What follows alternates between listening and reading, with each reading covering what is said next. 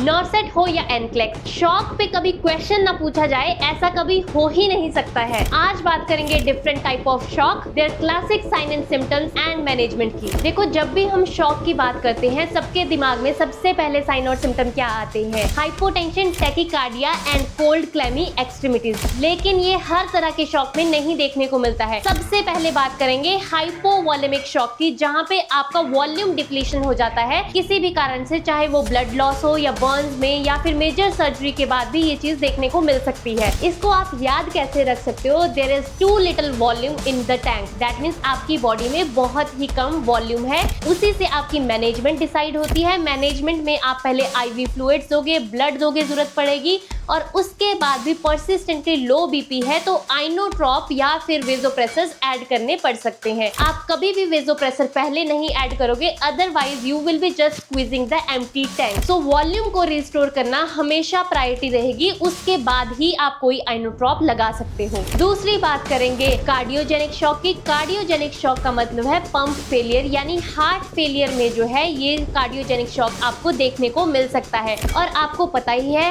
Acute decompensated heart failure में weight gain, volume overload, shortness of breath और इस तरह के साइन और सिम्टम देखने को मिल सकते हैं। तो ट्रीटमेंट भी अगेन इसी के बेस पे डिसाइड होगी। इसमें हम आइनोट्रॉप पहले देंगे और फ्लूइड नहीं देंगे। थर्ड बात करेंगे सेप्टिक शॉक की। नाम से ही पता चल रहा है, जब ब्लड तक इंफेक्शन पहुंच जाएगा यानी सेप्सिस हो जाएगा और वो भी अनट्रीटेड रह जाएगा तो पेशेंट को सेप्टिक शॉक हो सकता है। इसके साइन और सिम्टम आपको हमेशा दो स्टेजेस में याद रखने हैं। जो फर्स्ट स्टेज होती है, इनिशियल स्टेज, वहां पे पेशेंट वार्म टू टच होगा क्योंकि पेशेंट को हाइपरपायरेक्सिया होगा, हाई ग्रेड फीवर होगा और बाउंडिंग पल्स देखने को मिलेगी। लेकिन जब पेशेंट में कॉम्पनसेटरी मैकेनिज्म फेल हो जाते हैं तो पेशेंट में वीक फीबल पल्सेस हो सकती हैं और पेशेंट कोल्ड टू टच हो सकता है और पेशेंट का टेम्परेचर बहुत ही ज्यादा डाउन हो जाएगा, यानी लो ग्रेड चला जाएगा। तो हमेशा क्या याद रखना है सेप्टिक शॉक में? बाउंडिंग पल्स और वार्म और फ्लश पेशेंट। इसके साथ साथ इनिशियल स्टेज में पेशेंट नॉर्मोटेंसिव या हाइपरटेंसिव भी हो सकता है, लेकिन लेटर स्टेज में कार्डियक आउटपुट कम होगी और पेशेंट हाइपोटेंसिव हो जाएगा। सेप्टिक शॉक की अगर मैनेजमेंट की बात करें तो इसमें भी हम आईवी फ्लूइड्स देंगे, एंटीबायोटिक्स देंगे और जरूरत पड़े तो हम आइनोट्रॉप्स या वेजोप्रेसर्स भी दे सकते हैं।